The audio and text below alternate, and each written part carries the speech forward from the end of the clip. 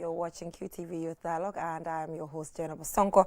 And we deeply apologize for not being able to come on here last week, but be rest assured that this conversation is going to be so interesting that it will cover up for the last episode that we missed. And it's so glad that you're all joining us for a very, very important topic, which has to do with skin bleaching. Not just skin bleaching, but just generally as women, now grown with this era of social media where we're so aware of skincare products across the world and their benefits and everything. We will be having a conversation on skincare, how to take care of our skin. Is it okay to bleach? Should women be given the opportunity to choose if they want to bleach or not? All of those will be answered by these brilliant ladies that I'm joined here. I'm so excited that you guys are here with me, and as you can see, before I introduce them, all of them have different shades. You know, I know in Gambia here we're not very concerned about shades, but you know, in the global stage, you know, with skincare evolving now, you know, there are different shades. Even if it's a slight difference, it does exist. And if you observe them, you will get to notice that. And I'm here with Khadija, who is the CEO of Dija's All Natural. She actually, you know, has this amazing brand where she does skincare products, but specifically natural products. Reason why she's here with us. I'm sure you have a different perspective to this whole skincare conversation. And the person sitting in the middle, I don't need to do any introduction with her because she's been on the show for the longest time ever. She's part of the family now, and she's a person who's always, you know, open to conversations as such. So I was like, Loka, why not join me on the show? And she was like, I'm going to hop on. And I don't know her opinion yet, but I'm looking forward to it. And Fat Jeng as well. Thank you so much, Fat Jeng, for joining us. And thank you for the work that you do with your activism standing for the rights of women and children. Thank you, Jay. So ladies, let's get the conversation going. So look, I'm going to start with you. You know, you have a completely different shade, you know, with your skin, completely different from both of them. How are you able to maintain the skin tone? What products normally do you use? Are you specific about the products that you use? Are you deliberate about it? Or you just take any Vaseline or anything and just use it and you're gone? How do you handle your whole skincare routine? Now that's something I wasn't expecting, but Okay. basically, when it comes to skincare, if I should say this, everyone will go like, Loka doesn't have time for her skin. Let's have the honest conversation, you guys. She's always on the go. Yeah. But I realized that a lot of us, we're really exposed to the sun. Yes. We're taking a lot of, is it vitamin D or so? Yeah. But then exposure of the sun, a lot of it is a bit harmful to the skin. And sometimes it changes your skin tone. So basically, it either gets you darker or it gives you different shades. And I think even in the Gambia, we're noticing, like if you look at me, I'm fairer hair. It's not all the time exposed to the sun. So you here I'm darker. So and all the time I try to maintain one particular type of one particular type of product. Okay. It's difficult to choose to say I'm going to do this, I'm going to do that, because we don't have a lot of dermatologists in the country. Do we even have? Do we have one? we don't have a lot of correct how do you call them?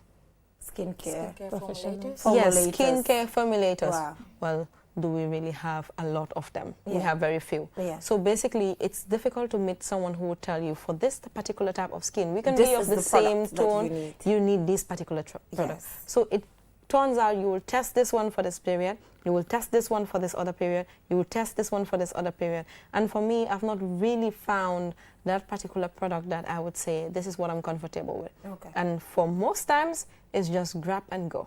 It's grab and go? Yes. So is the grab and go, is it entrepreneurs making it in the Gambia, or you're using international brands? I'm using international brands, and unfortunately, I know international brands are all celebrated everywhere, and people mention their names. They're not paying for advertisement on the show, so hello. No. Yeah. Makes sense. Yes. So Fatu, you're actually darker than all of us, you know, so, and you have a very beautiful skin tone. Thank you. You know, just the way you are. So is it the same scenario? Is it a grab and go, or you're specific or deliberate with your skincare products? Now I'm actually very deliberate about it. Okay. But I'm actually more natural with it, because I can do with actually any skin products except for lightening skin solutions. Yeah. So, but recently I realized that using shea butter, the natural shea butter unprocessed, has worked most for me. Okay. So I'm always just buying shea butter and baby oil, and that's what I do with. Okay, nice. Yeah. So Khadija, you actually have a skincare line. So I don't even need to ask you what you use, because you will not say you use something else. Automatically, you use your products as DJ's Own Natural. But how did this brand actually come about? Because she already threw something on you, which is that there are a lot of accusations currently in the Gambia when it comes to skincare lines that we have in the Gambia. You know, there are a lot of accusations about the fact that they don't learn this. You know, they know jambarek. Parce que man online sa loolu laa fa gis man jamba naa diw, you know, jambakat lañ. You know, dañu jamba because man waxuma ko ne ñoo ko tuddee seen boppa. So how are you dealing with that, the jamba aspect of the whole skincare in the Gambia? I agree with you, Jay. Jarna ragal. But personally, DJ's All Natural started from a personal experience. Just like any other lady, seeking for solutions for her skin. At some point when I gave birth to my first child, I started experiencing some skin issues. Right. So through research and experiment led me to certain products that actually are the main ingredients in my cosmetic line, or skincare line, if you want to call it. That is the shea butter cocoa, and of course some virgin oils that I use. So from one experiment to the other actually led me to shea butter and raw cocoa butter, which I started formulating, using it differently, testing, putting different ingredients into it until it get to perfection. So me doing that and understanding that there are a lot of women that are also going through the same issues, probably after childbirth or through after weight loss or weight gain. So you tend to start having stretch marks and so on. So, and you can see that a lot of women lose their confidence. Now, someone that loves to wear skirts, you will just see them all of a sudden, they will just be wearing jeans because of this. So I felt, why not? This is something that I can do to help other women out there. So I started it as a small business from my office. I'll make it and people will buy it. So the encouragement started. People were like, why not you start this as a brand? So that was how it all started. I started seeking for other trainings here and there. I went through the Youth Empowerment Project. From there, you know, I put together some funds and I was trained by, my first training was with a Nigerian woman who was actually giving me recipes and so on and so forth for me to understand the art of formulations. Yeah, you see. So for me, it's just to understand the art of formulation, because formulation is an art. Yes, it's an art. Dafa am lu bari lo xamne daf ci boka. You know, from measurements, everything has to be accurate. You know, and this is what people don't understand. Sometimes when I look at the TikTok and I see them just pouring stuff, and I'll be looking around, I say to myself, I'm not seeing any scale. I'm not seeing any recipe book. So I start wondering. They do banana. Exactly. Every ingredient that you use should have a proportion of which it should be used. So I disagree with her where she said that international brands are celebrated and probably they are trusted. I can tell you. International brands started where we are right now. They started from the corners. You understand? So it does not mean if we are not up to where Nivea, sorry to mention, or other brands are, it does not mean that what we are doing is not good. But we don't have the evidence that, these are developed world as well. I know where you're talking from. To come to it, because some of these ingredients that you're using. Exactly. No, and what they don't understand is some of these products that they're using have the presence of synthetic ingredients into them, which are not good for your skin. True. They're not. So sometimes they're not telling you everything that they're putting in your in this cosmetics that you're using. Now, global brands. What makes our brand different, that is DJ's All Natural, is that every single ingredient that we use is listed on our products. And of course, in percentages that we use. That is mentioned. Now, someone will tell me that, well, it's not made in a laboratory. But I'll tell you that since you were born, probably your parents were using shea butter on you.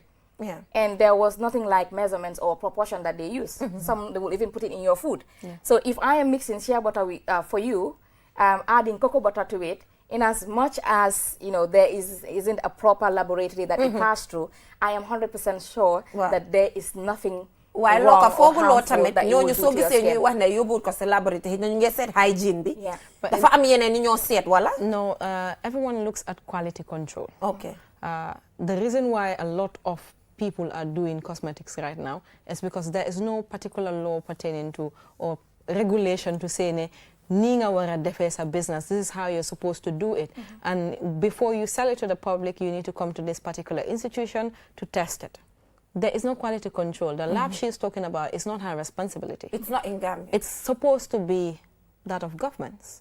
Government is supposed to have a particular lab to test a lot of these ingredients, coming from food processors to cosmetics also. There should be a particular lab where people are able to test, and then it's government certified. It's actually certified by a particular agency of government for them to be able to sell their products before you sell it. Absolutely. So the lab is not her fault. Anybody that asks you for the lab, just say build it first. Yeah. So basically, but when it comes to the international brands I was talking about, first thing I said was they didn't pay advert for this. Yeah. So I'm not mentioning their names. But we have a lot of importation of thousands of products Skincare. coming from all over the world. Europe, America, China, Asia, Korea, everywhere. And most of them are actually skin bleaching products. Skin bleaching is not just a Gambian problem. It's not just an African problem. It's a global problem. And there have been a lot of research when it comes to skin bleaching. The reason people bleach is the varies. It's really it varies. So to get into that conversation, Fatu, like I said, you know you have the darker shade among us. At some point in your life, did you have any pressure? Of course. To bleach. Of course. And where did the pressure originate from? Of know, course. where did that pressure come from to have that urge to actually bleach your skin? It was peer pressure, to be very honest. Okay. Because I do not come from a household that, well, nobody in my house bleaches, or in my family that I'm aware of. It was from my friend. We were very close. We moved from kindergarten all through high school. And when we were in junior, senior secondary school, at some point she was bleaching. And I think at that time the bleaching items that were available mostly to young people, teenagers was the carrot, sabo carrot. And then there was one that was mixed with Odzawel and things like that. Yeah. So that happened? No, honestly, yes. Even the madar, people were using it. Madar? Yeah, people were mixing it. Wow. Because of their roches skin. So I remember at that time, because I think I'm even lighter now. I used to be very new. So at that time, she would be like, mangi jina sabu carrot, after nala dogal nga use ko purunga gina layer, hanga, all of that they guinea pimples. Luckily for me, all through my childhood, musuma picture or anything. Wow. So I was like, manako, no, it's okay. But also because I was very afraid of my mom, because it was a problem. Yes, that's a good thing. Sometimes I would look at myself in the mirror and I would, I just say, how come everybody I'm moving with is so fair and beautiful and I'm so new and now? I used to say these things to myself. But then after some more talk, and then I remember this particular time, how much I had of noticed from my actions or something, and she just said, "Munima jeng, munima ham gani new life bora fen nga am." Mashallah. I was like, "Mane ko ne lu xew nga ma wax lool." Munima dedet, munima dama xam ne sa new life bi dafa rafet, munima xam nga ne bari na nit ñu mel ni yow ñu ngi xéssal way dañ ko réccu. Munima ne bul duga ci yefi xéssal de. Understand? So when my mom started saying that, I started looking at myself. Sometimes I'll be like, probably my new life is not that bad. I remember the same year, Julie, I was just sitting with my dad, and I had this makeup, very light makeup on my face. And I was like, Daddy, how do I look? Daddy, how do I look? Yangi nice. Without makeup, aksa natural skin be you look really great. Makeup Yeah, so you had your parents reassuring you. Yeah, and mugine kos mahelbi. Yeah, but I really did have that. Two things hairstyle. So like if local, do you think dafa wara optional? Pour jigéen mu decide ndax mom dafa bëgg hairstyle or not? Ndax tay warna mo mëna wax ne man suma skin tone bi I'm not comfortable in, I'm not confident in it, because dafa melni légui surgery yi introduce, and argument mo ngi online, am na surgery yu am légui sa yaram bi, so feeling BBL am na, other thing, gastric sleeve, where at some point so feeling you're confident in your own way, mun nga dem wéccu ko. So tamit ak lolu xam nga skin lolu sa yaram bi num bido way skin tamit mun nga tok ne numa mel neexuma. so ndax foog nga ne nit mun na moo toog ne suma skin bi nu mel neexuma dama ko war a wecci pour ma am suma confidence si boppa ndax foog nga ne loolu should be optional. I think that is a really, really tricky situation. Wow. It's tricky. Wow, establish na lolu ba pare. Yeah, it's really tricky, and I want to be clear. Skin bleaching is harmful. There are thousands of consequences. It's extremely harmful. Wow. But again, dañu ne ku nekk yaa moom sa boppa. Ku nekk da nga am sarta yi nga xam ne dañ la ko may. Yaa ko moom. Most times we say it's human rights, but aside it being human rights, you are old enough. I'm saying this, you are old enough, because if you are below 18, you are not old enough to start bleaching. This is why schools would send children out, because they're bleaching. Okay. So if you're 18 above, there are certain things you want to do, they might be extremely harmful. So the Melopitans, all they do is advise you that it's harmful. Past 18 years. Yeah. They just advise you. Even if you're below 18, the most people can do is advise you. If you have a guardian who is strict enough to say, you're living with me, I'm your guardian or I'm your parent, you're not using this, because right now, loi man la dinka xale bi. So 18. Culture rek moo la ko may de waaye loi bi génne na kooku si yow. So kooku moom boppam. Di nga gis ne that is why it's tricky to say. That is why you will never hear anybody being arrested for skin bleaching. You will never hear anybody being, there's a lot of harassment, and I would stress that it is not proper to harass people because they are bleaching. The best you can do is to advise, and I can only advise you if you really want that advice. So, nañ wàññi harassment be when it comes to skin bleaching, because even the person you're harassing can actually have you arrested because you're harassing her, but you cannot have her arrested or him arrested because they are bleaching. I'm using him, her, because we are seeing a lot, both genders bleaching. Wow. Lolu sa dañ si doon ñëw. Both dañ ko jël jagleel ko ay jigéen. Ma ba gis ay nit am na ñu ma gis góor. Ñu ngi am knuckles and everything. So dama bëgg a difa tuuti sa ak lu mu wax tuuti rek. Li mu wax ne dëgg la soo demee ba toolu benn age, maybe up to 18, yaa moom sa boppa lu neex waay def waaye man foofu dëgg la du dëgg waaye ndax because dañ ne lépp loo xam ne yaa ngi koo def da nga war a sóoraale ñi nga xam ne ñoom nga nekkal.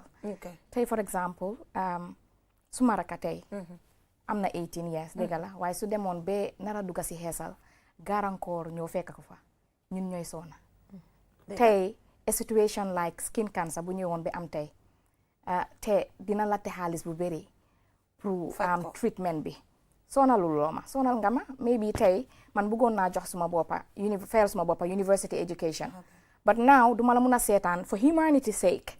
I would not watch my sister die fekk maa ngi amee xaalis boo xam ne I've saved it, even it's for a good cause because it's education, but I'd rather use it and for her treatment than use it on me. Dem fayee ko suma school wala fayee ko suma school fii si doom. Sonal loo borom sonal nga ko. Su demee ba stage la nag from the family to the society and even ñëw ba si government. Tey you see people that are seeking for medical support from the government. Léegi su fekkente ne you got those disease as a result of your decision, and then now government has to use resources that could be used somewhere else for other development purposes, roads, schools, and so on. So then I guess it will now become an opportunity cost. They have to leave all those stuff for you, which is not fair. Wow. That's when we're taking decisions like this, then what am lu bari lu ñoo sóoraale. Loolu dëgg la sóoraale baax na. Why see man, I think I would kind of lean more on Loka's argument because for me, first of all, it's an issue of choice, especially if it has to do with an adult, right? And I feel like a lot of times ñun luñ dee mistake pour understand mooy ne before we rush to making decisions or before we rush to judge people, we have to understand that most of these people sometimes that are involved in these things, especially if you hairstyle, they don't even know the consequences of hairstyle. Most of them, they're doing it because of their surroundings, because of the people they're living with, because of the conditions that come with being hairstyle. Because soko baye Jay you realize that at some point ñun ñëpp xam nañ ne ñu bëri ñu ngi doon xeesal especially growing up suñ age mates because of benn ñeneen ñu ngi doon ut jëkkër and they felt that that was a way of attracting good men góor hanga pour mu takala other people were doing it because they felt that it was a way of beauty hanga pour wone sa taar ak yooyu noonu so a lot of times society moo ñu si dee dugal and am na ñu si dee dugal ñoo xam ne xamuñ si li ñoo dugal de xam nañ ne xeesal su yàggee sa yaram bi dina yàqu waaye ndax am na ay feebar ndax am na other consequences ñoom yëguñ si dara so man lu ma dee always argue mooy nit ki soo demee ba nga nekk mag surtout jigéen your body is your choice you decide what you do with it waaye bala ngaa toog nga ne nit ki ne make a conscious decision educate the person provide them with the information buñ soxla xam nga soo ñëwee rek nga ne nit ki xëy na teg nañ loi against xeesal wala nga ñëw nga ne nit ki bala ngaa def lii da nga war a comme di jalum doon wax tànka they should consider waaye ndax ñoom xam nañ ne cancer boobu mu ngi fa I think fuñ dee war a commencer a lot of times as Gambians foofu lañ dee mujjee waaye foog nga ne right now nit mu ngi eewoo si dëkk bi te xamul ne si jamono bii di gis nit ñi di am knuckles di am cere waaye di am yeneen seen yaram comme dama laajte rek non man xaw ma it is possible waaw because dama feel ne knuckle yow dama gis léegi dañ day jaay knuckle oil waaw pour knuckle remover because yow soo demee ba di struggle da nga feel ne da nga need knuckle remover am ku koo jaay dafa mel ne xam nga loolu number one loolu consequence la because bàyyi nga xel ne xeesalkat yi sax ñu baalal ma si kaddu bi bugguñ nit ñi xam ne dañ xeesal dañ ko dee deny so loolu lan why like duñ dee agree dañ denee ne man xeesaluma dama nekk di leeral dama toocandeku waaw That's where it starts from. mention naa fi ne everyone now well it's not everyone now believes naaj bi dañ ne no naaji Gambia moom daf la dee ñuulal and then we have a lot of acne problems skins, we have a lot of skin issues in the country. Well, again, it's because the country is not clean. Everywhere is just filthy. Wow. So you don't expect that we'll have a really healthy population. Everything would affect us.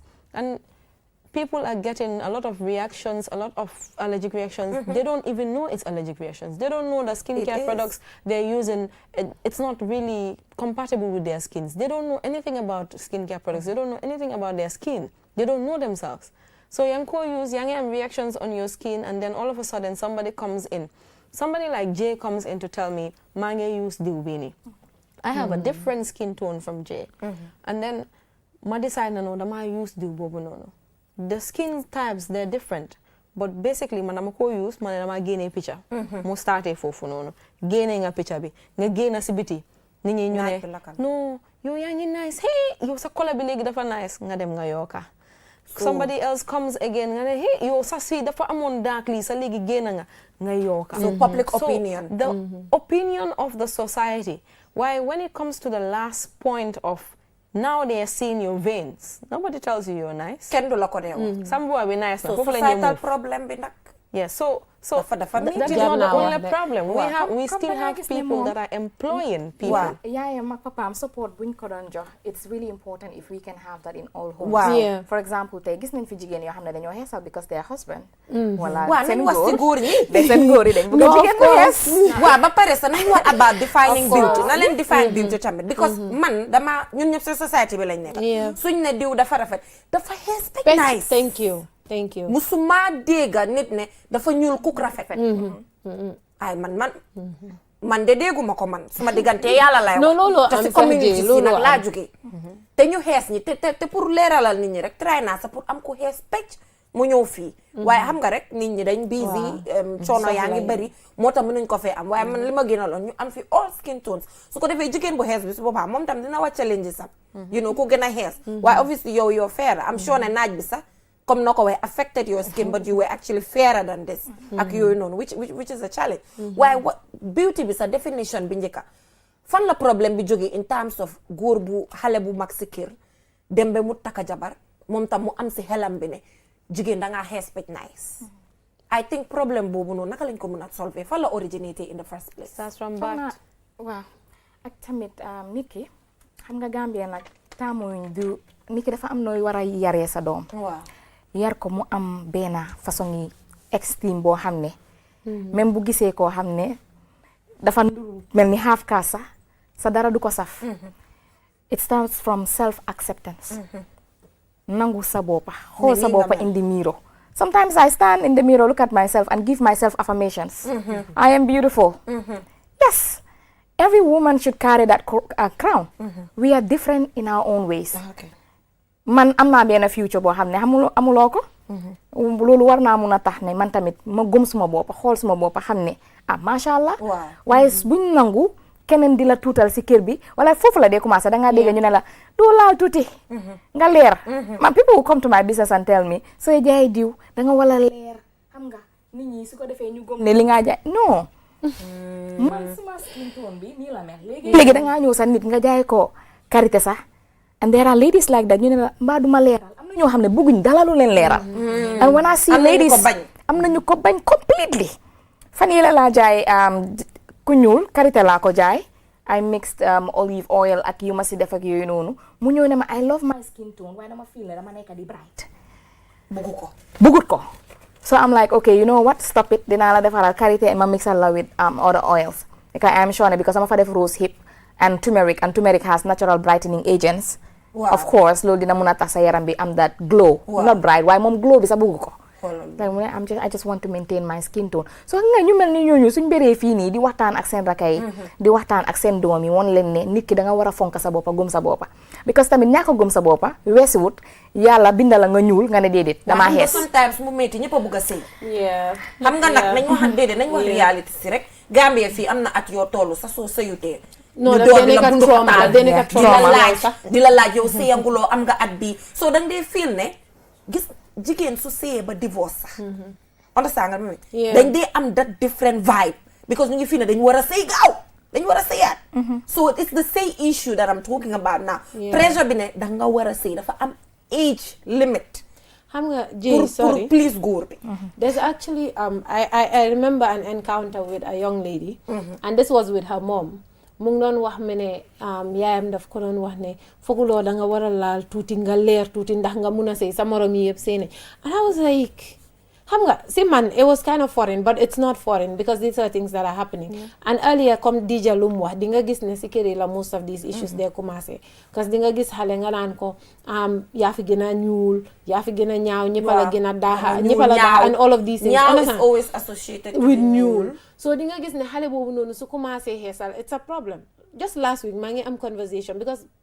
when bu ñu waxee man ayo affaire show bi I was just randomly talking to somebody di ko laaj opinion am and mu ne ma xam nga moom tamit bi moo grow up mu ne she lived with auntie mi and sometimes dañ ko daan wax ne jëndal diw bi yaa ngi ñuul yaa ngi def ni yaa ngi te kooku ñuulu de ko comme local amera so xam nga mu ne moom at some point mu start ko waaye mu realize ne mu ngi doon yaaxaat toonaam bi xam nga mu stop ko but then also tam di nga gis ne ñu bari tam daf dee mën a nekk allergie ak yooyu noonu fa la dee commencé because ki dafa wax turmeric léegi and I remembered one time maa ngi doon liggéey si benn si pharmacie fii nii si seen admin department and then ma gis turmeric powder bi I felt drawn to it because dama dee dégg nit ñi di wax ne dafa baax ma use ko benn fan laa ko use si saa si su ma yëpp def ay pimples def blackheads and everything initially xamoo woon ne moom la sax but ma gis ne di moo maa ngi ko doon use di moo mu ngee gën a yokku ma ne xaaral ma stop li 1 week ma seet and I stopped it rek mu dem man si laa doon was ma xarit man le man mu ne ma feel ne man any product bu nit ñi defar man jigut ma xaaral ma téye si diw ngalam so I do that but a lot of times suñ kër yi foofu la problème yu bari dee starté ji the issue of xeesal bi issue of sëy bi rafet bi all of these things they start from the home tamit there's a global dynamic to lii because foogu leen na tamit xale su moo mag models yu moo gis comme as in model. waaw ndax loolu lan mooy sa opinion si loolu looka because gaawut nga gis model bu successful to that extent I know we have the Naomi Campbells and the others waaye ñooñu you can hand pick them man Naomi Campbell rek laa mën a joxoñ fu ma toog nii pour ma confirm ne she's someone bi ki nga xam ne it's up there and even her story if you look at it there's a start narrative to it you know she had to go through a lot to be able to be on the runway for certain big brands, you know. So how do you think? I think beauty in a global perspective is defined across white and tan. So if you're not white, you're not considered fit to be in certain spaces. So I was going to come with the job-seeking problems we have as well. There was a particular era where people that were seeking jobs at banks were bleaching. That happened? Yes. If you look at the trend of bleaching in the country, there was a particular era where people Banks were coming in the country? No, a particular era where people that were looking for jobs at banks were actually bleaching, because the concept they had, if I am too dark, I won't have the job. There are certain jobs, you know, you talked about the model industry. There's no model industry in the country. Let's not fool ourselves. No, I'm not talking about local. I want to bring it. I don't want to use industry for them because they need to understand there's no industry local yet. context, Yeah. yes. But then the setup we have for the models in the country, we are still receiving a lot of issues with young women who are going into these particular training sessions, who are going into these different firms that are doing modeling, and they're told to brighten up a bit, or you're too dark for this. Now it's reducing because there's a lot of outcry, and you know this power of social media. Somebody can just come out and say A, B, and C. But sometimes these people are actually at a tight corner. Do I really have to bleach? Because the people they're selecting here are all white. The people they're selecting to be winners here are all bright. The people they're selecting here. So then I guess all the time people are looking for jobs. They don't want to go with a bad skin tone. And what do they define as bad skin tone? Black, dark. So it's not just they talked about a society. I'm not going there again. But as people are progressing with their lives, people have different reasons to actually bleach. And sometimes you find somebody that is bleaching, they don't really want to bleach. But the circumstances surrounding them, it's hard for them. they're actually just there, bleaching and not happy with it. It's So, sad. dinga gis nit ku ut liggéey la or nit mu ñëw. You know, you talked about having the husband's perspective also. Jëkkër bi, it's not even the problem. How about you? Because bëri na fi foog na Gambian men love different shades in their house. Benn jabar bi dafa ñuul keneen ki mu xees. Waaw loolu fu mu jógee njëkkee ñu ñëw ñu ne yow moom da nga taar yaa ngi rafet yaa ngi lii yaa ngi xees. This person is hearing all those comments and they're processing it in their head. So they just come up with, okay, I have to do this to stop the abuse. Loolu moo tax bu ma start ma ne the harassment towards those that are bleaching should stop. It's a no-no. Whatever you're going to do, advise the person. Do not harass the person. Tey su nekkoon ne okay, Fat Jeng mu ngi xeesal du ma ñëw ak sa xeesal bu bon bi. Dañ ko dee dégg every time. You think that person would change? Would change. So obviously, su ma ñëwee ma ne Fat Jeng ne sa loxo yi dama nekk di notice something different. I was head girl in high school and a lot of people dañ daan bleach dam ko daan mun a notice. Su ñëwee in inspection, people want to seize their bags, let them go home. When I just come and say, how are you doing today? And I place this. You know what I said. I don't need to harass you in front of everyone else. And I'll go my way. Sumata say what I need to look and say, yange wani legi. And then we laugh it off and go. Then when I have time and I tell you, look, you're damaging your skin. This and this and this is what can happen. We have pregnant women who are bleaching. It can affect the unborn baby. Why normally ma gis gaay dañ dee bàyyi. Yeah, why? Because bleach because ngeen baa ngee ñëw. So dañoo yokka so they look brighter. Sama ko déggoon recently mu ne pour ngentekat yi la moo jaayal. Wow. So amee doom it's very fast. Literally within 1 week. Lotions they call 2 days, 7 days, So half cast, Egyptian. Waa léegi nañ wax sa mbokk yi. Xoolal léegi nañ wax sa mbokk yi. I know they're your friends. Nangu naa loolu te dama dee gis online you interact with them. Waaye xam nga dëgg neexu. Gambia bi léegi dafa mel ni. Okay, reality bi mooy this trend started from our neighboring country. Neighbor bu ñu gën a jege suñ neighbor biñ bokkal ndey. Suma dëkk la starté mu dem ci seen neighbor bi mu ñëw fi. Waaw waaye neighbor biñ bokkal ndey ak baay dafa nekk business bu rëy foofu. Ba pare with the social media bi dafa gën a yokka because with the social media ñu ngi laa woon naka lañ koo defaree. Yaa ngi gis a person like for example Mame Njie Savon mu ngi successful in that business te mu ngi la woon success bi ne mu ngi tukki mu ngi def lii. So I see some kind of emulation si Gambia bi coming from that particular individual even specifically mu ngi am fii nii branches. Actually branches gis naa koo xam ne they use cocoa as reference. Waaw Amul xaalis agum si jaay du no natural products. Natural products. Oh, okay. I'm a good xaalis moo tax ma ne agum. waaw ñële am natural nañ product. de yéen ñoom jaayuñ ñoom jaayuñ waaye ñeneen ñu ngi jaay ku jaayut nag yaa xam. No, honestly, dama si dee interact ak ñu bëri, and sometimes they're like, okay, you know what, you are receiving people different skin tones, and yes, your core business is natural products, but why not nga bokk si boole si yeneen brands nga xam ne xam nga ku ñëw nga saaf ko nga jox ko variety. Sometimes dama si dee xalaat, I ponder around it, I'm like, is this something that I want to do?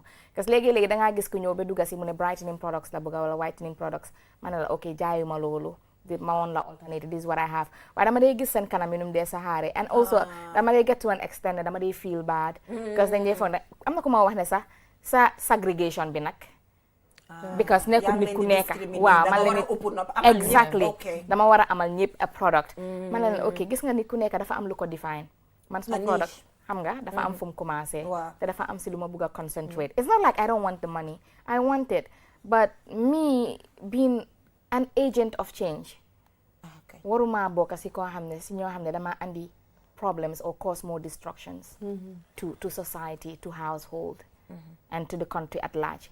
Because tey jaay nga nit diw jël nga xaalisam am na problème nga dugal famille am si jafe-jafe xëj na tey lu ñu waroon a jël di ko lekkee ñu ngi jël di ko fajoo sa conscience. Would you sleep? Especially ñu fi eewu tey nga gis leen di jël different saabu boole ko different oils, no measurement, no nothing, jamba def ba paan ba mu fees te xoolal dañoo nekk si live yi nag dinañ ko jaay ba mu jeex. I'm like xanaa loolu naka la dama bëgg ngeen explain ma bilaay dimbale leen ma because I don't know. ba pare xeesal nag soo demee ba miin ko doo ko mun a bàyyi, and then lu laa woon ne xeesal dafa graaw mooy xëj na tey soo fi amoon dermatologist dina doon gën a baax pour ñu gën a dugga si lii, but then from research ak studies ak li ma jot a xam si skin care bi mooy gis nga dangaa dem ba chronique si soo demee ba feebar sa bugg a bàyyi they ask you to withdraw. You can leave it, you can stop it completely, doo ko mun a bàyyi doo mun a jékki-jékki rek dangaa withdraw. So that shows you how gradually if you were doing it every day they start telling you now def ko 3 times every 3 days 2 times a week benn yoon ba nga commencé di withdraw soo demee ba bàyyi completely rek daf la dee gétteen so mu li moo laa woon ne du loo xam ne dafa baax rafet na nag soo nekkee si jamonoom nga def ko it's nice. You look good, people appreciate you. Which is very short. The long-term consequences you am. Fuck mugata. Fuck mugata because the skin grows. As we're sitting here, every time you see your skin peeling off. A new one comes in. So obviously, you're not gaining this entire layer of skin. More than this vein be because you're taking this entire layer of skin out. So the last one that is sisuf. Mungi nice. It doesn't have protection. More nice. So the melanin is off. Yes, that is protecting you from the sun. More than you am rashes. More than a lot of sunburns. Nga gis nit ki su ñew nga gis hong habi yep. They have rosy cheeks all of a sudden. And all because this skin that is supposed to protect you is not there. But let's also accept that with technology now. Why not accept that with technology now? Hair salta mungi evolve as technology is evolving. But it's not where it used to be. It's dangerous because the evolving is numla don't that short period dafa expand that period. So by the time you are like 40, 50, 60, you have a problem. So notice a lot of these celebrities that are down there. So you get them spa, they're going to some of these places where they're scraping their entire body and washing it again. Pour you do art ko. So nga gis ñu ko rob nga gis dara di rot nga fokk ne it's dirty skin. It's not. It's the skin si bopam. And now you know you have the drip. I was going to come to that. And the pills. That's really important. Yes. Wow, pills am na de. Xam nga bala ñu dugg ci nit dafa toog mu ne whitening pill wala collagen. Before we go into the pills, it's a composition of different fruit powders. Collagen is good. But if you get the good one. Because legi fofu we get pills with everything, whitening pill. But then, Jay, because before you personally, I touch make a on collagen body butter, but then you use a composition of different fruit powders. Okay. Like tey nga jël nga xooli sa sorans nga bañ ko saani nga jël ko microwave ko mu wow nga wol ko ba mooka. Def ko You know, nga powder. infuse ko in your oils. Leave it for 2-3 weeks or a month, and then use that oil nga mix ko with shea butter. Right? That's your collagen body butter. Okay. Healthy, and you can use it At that point. at that point. But then collagen pills, you know, and yoo xam ne ñu ngi koo consume. di ko import I di ko was going jëlee to fu talk nekk about Di ko jox nit ñi importation. ak mu naan. whitening pill bi ak ñu ne xaw ma pilling peeling, yeah. No, but Boobu again, la kii doon wax sànq xam mooy bi nga dee more than raxas rahas skin bi and muy everything fall just off. goes off. Yeah. But Jay, I want to mention something loo xamante ne dama ko gis or not on social media but in person. Waaw. mooy ñi nga xam ne ñu ngi xeesal seen doom yi. Oh, Yes, yeah. I've seen Xale koo yu xam ne ndaw. doomam bi Loolu nag kenn musuma ki koo is dégg. 1 Xale yu year ndaw. Waaw. keneen That ki should- is 3 that should years be- li moo that should be diwoo a la moo diw crime. xale mi te xale mi dañu weex tal. that should be, They, no, I'm serious. I've seen this. It's not happening. on It social is. media. maa ko gis. I can confirm maa that. ko is. gis I am confirming dafa it. xeesal Jël ba sa doom weex bi moom lu yeah. moo diwoo te benn doomam bi góor la keneen ki jigéen la loolu la moo diwee xale ku góor ki mu ngi 1 keneen ki is probably around 3 or 4 xam nga lii la moo Yeah. diwee xale soo gisee xale nga xam ne xale yi dañ nekk di bleach xale yooyu noonu it's not their intention bëgguñ ko xamuñ sa what is going on but yow as a parent why are you doing this to your child? This is a conversation kooku that dafa needs war a to decide su happen. demee ba mag ndax dafa bëgg a xeesal or not. ma ne But at that again, age sax at lan that ngay diwee age, xale yi this- xeesal. that is where she needs to be arrested. Waaw boobu Because moom you are actually Yaa ngi expose exposing xale yi. these children to so harm. fi mu nekk because 14 minutes more des 15 roughly we can open the line su ko defee ñu xool dinañ am One maybe or a two. maximum of 3 calls Yeah. ñu seet lan seen opinion lan la si suñu amee ay góor sax we will appreciate it. I will feel the females. The males, waaw ñoom seen pour bos seen- because ñoom tamit bokk nañ si factors yi dee cause jigéen ñi di diw. waaw I don't think they are 5050505 5050505 they will just put the numbers right in front of you shortly ngeen call wax ñu seen opinion about hairstyle you know or skin bleaching bu nekk si biir dëkk bi right now especially very prevalent among young people. the pills, the importation and everything. I think mun nañu caaxaane lu nekk, but one thing is government needs to step in. A lot of importation is being done around a lot of drugs, a lot of different herbs they call it.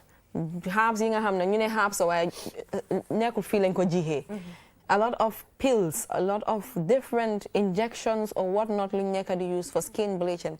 And once it's being imported in large quantity, it actually affects our already crumbling health system. am na fi de ñu So ko import de. basically, we ñun fu mu nekk nii Gambia bi toolu wanguñ suñ health system bi mënuta deal with corona sax. Wow. Mhm. So Nga war a ñëw deal with 5050505, something else. we can just have the numbers right in front because if you don't have it in front, it will be difficult for, yes, it just popped up.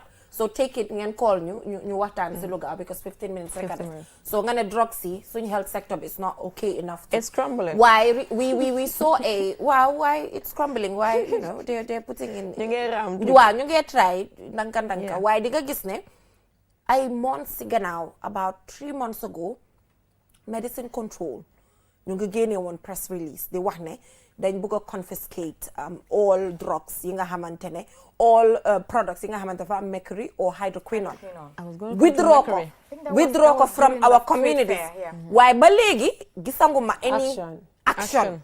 So na ñoom medicine control they have a role to play because sona is illegal according to the laws of the Gambia. ñuy romba tamit di gis billboards because billboard yi xeesal yi am na yi nga xam ne ñu ngi la fa bindal ne within 7 days da ngaa xees so advertisement bi ñu ngi ko def outright loolu is happening and then man sa tey soo ma laajee I can point at certain people ñi nga xam ne they're selling products yi nga xam ne has hydroquinone and mercury and they're selling these pills.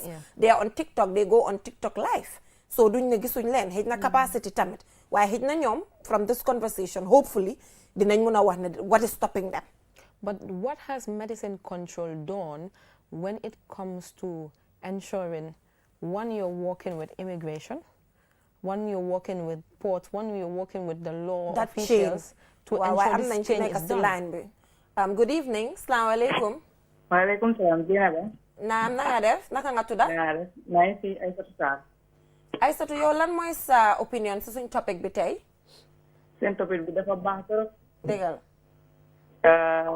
Soo xoolee léegi jigéen ñi ñu bari léegi dañ ko yàq seen xol yi ngir tuur yi.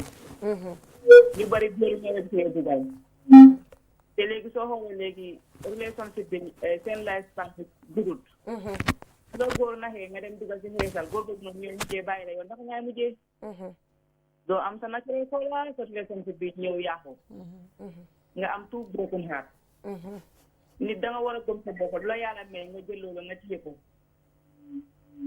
su nga xee ni ngi sax ñu ne danga ñaaw waaye yow soo gëmee sa bopp nga toppatoo sa bopp waaw di nga rafet te yàlla nga boole koo xam ne dina la mën a téye ci loolu dëgg la léegi damaa advice ma mbokki jigéen ñi ku nekk lu la yàlla may nga téye loolu waaw so léegi ku bëgg a nice di nga nice so yow da nga ñuul na da nga xees man dama ñuul de da nga ñuul sa kola bi sax moo ma ne jeex na tak soo joxee ñu dama lay xool ba sa news bi jeex tak dëgg la jërëjëf waaye musuloo bëgg a xeesal musuloo bëgg a xeesal kan ma bëgg a xeesal yow ma ne ndax yow musuloo bëgg a xeesal musuloo toog nga bëgg a xeesal déedéet jeex na tak man dama ñuul foo ba ñu wees ma bëtu wees doy na ma waaw mu jeex tak kon macha allah waaw gars yi nañ seeyaa seen contact ndax ma mën a am ci ñoom diw gars yi nañ seeyaa seen contact ndax ma mën a am ci ñoom diw Dija waa léegi yow xam nga naka la ñoo def déedéet ki la jël si suuf waaw bul dog moom dina la jël si suuf nga bàyyi fa sa nomba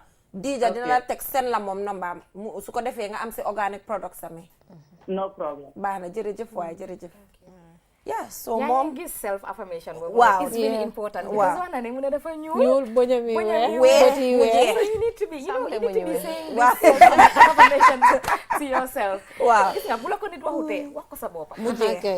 waaw loolu la rek But andi the Gambian, whether male, female, Gambian be not a lot of Gambians have confidence.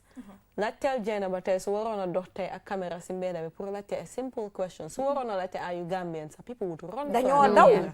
dañoo daw So dinga gis doo leen blame this is yaram bi la ni la ñuy yaree da nga war a rus. da nga war a daw pare yar sa doom bi mu timide ba nga xam ne du mun a stand up for herself waaw man sometimes damaa wax sa nit ñi naa ma noo googee da nga bëri wax you know ni nga waaw loolu la yee that's the sa thing doom if da you nga ask goog ko nit you know da nga goog waaw ay da nga goog dooj. lañ laa wax ay yooyu noonu You people have you know gawk. waaye ñu ngi am beneen call dañu jël kooku tamit good evening hello asalaamaaleykum. waaleykum salaam naka nga tudda Madam Maria Badji di Kole Sanchaba. so Maria yow lan mooy sa opinion si topic bi tey Okay, because man dama feel ne hairstyle moom the solution. okay Because da nga dee dem si lopitaan bi yenn saa da nga gis koo xam ne daf dee war a wasin ñu war koo operate. So da nga dee gis ne kooku daf dee fekk hairstyle na yaram bi ba génnee skin layer boo xam ne moo war a protect skin bi. okay Then with that da nga dee gis ñu si nga operate ñu war a stitch sa biir bi comme fu ñu operate. Then you have a problem. Because daf dee fekk duñ ko dee suñ ko takkee rek daf dee war a pour génnaat. waaw Then you cause problem for yourself because with that open thing, air be virus, infections, you have that last one. okay And even with people like say going with marriages and stuff, because even go bula one hair salal after matakala, then you have a problem because beauty is color knob, the flower knob, no like you see. And when it comes to like other sicknesses and other things, then you have to lose normal. So I believe everybody you should look at yourself and know that you are beautiful and be proud of that. waaw yow da nga ñuul na da nga xees Man dama ñuul. da nga ñuul ok Loolu bugga naa nit ku xees mu xool nag yeah. waaw bugga naa nit ku xees because xam nga rek daf day important ñoom tam ñu am seen opinion maybe they even going through stuff because ñoom lañ gëm ne ñoo nice you know they're the beautiful so maybe ñoom sax ñu ngi go through abuse Yeah. you know there's a lot of pressure pour ñu keep up that That skin wow. tone te loo ko yaa ngi wax about Gambia dafa tànga sun rays yi dafa change sa skin tone so nit yu xeesal yi sax argument bi mooy dañ dee toocandeku lañ ko dee ooye ñu ne ñoom sa ñoo daaxa xeesal because ñu ngi xees ba pare dañ dee bugga mu raw loolu loolu lañ wax You have this problem of especially nit dang na gis Gambian bu tukki after 1 week color bi yëpp change na waaw so mu dellu si waat and somebody tells you yow moom waaw lii ak lii ak am lii. nañ góor fi mu nekk nii Oh waaw good evening Evening. Salaamaaleykum. Ambijang. Yo, alka ko fara mun da ka na ko ko. Ito nyala menu min kachaka wala hesal ko ti doro. Chuwala mun. Ito nyala ngalo hakilo ma hakilo manje ma menu min kachaka wala mu hesal ko ti musol min yalo ko ha ka tara ka tuloma menu wala kachaka. Anu mun kusi fale se tarano tuluma kan. Aka ngalo ne ko Gambia kan kanditale wo kando kan yana tulo fana musi balo bala asi sasa jama na fe nanu so mbe wala kacaka munati na musol ka tulo ma bare modol fana ya mira ko wato dol akatara ibe kordal min konolam ike mal fana katina ke ike mu so ite mune so mune mu itela mira to ko to alhamdulillah nastatan bismillahir rahmanir mina min kala aro mara ala kana ko na mi mak amen ni nani tikaji kono ni hekal ko problem bala totally mun tella sa telefon dol bi mi tam yo ni mi tol fa de la ni hekal ba ni ko ma be ngala ko to ya mi ko ni mun hekalo ba kete tan ito ta bi ko ni mun hekalo ba ni mun ko kete kanula. So because we have 3 minutes. Okay. Abaraka Bake, because we have 3 minutes. We have 1 minute for each person to wrap up. Fatu, what are your final words about this topic? Oh, it's one to be continued. Yeah.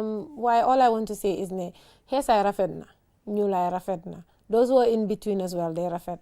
But I don't see anything law hamne jarna finit kinga ya hasa yarambe wala di cause sa bopa complications just because danga buga rafet. Like Dija said, kuneka you can be beautiful in your own skin. So amna yo hamne dara jaruko at the end of the day. Okay. Yes. I'll say there's a lot of misconceptions around skincare. And there's a lot of misconceptions around maintaining your skin. But basically, aside having it from a personal view, I feel the agencies responsible should step up and probably do some work and ensure that a lot of these importations that are done around pills and so on are stopped. Right. So basically, Jambabi and all of that. Maybe we do a lot of advocacy around these things and then sensitize people so they know and what is the limit. Once we do this, then we'll have a better society. Yeah. So for problem. Yeah. So for me, we should hold a lot of these conversations. Wow. Muisi telebifi, muisi TikTok bi. Wow. I see you're very active on the TikTok. So I believe no.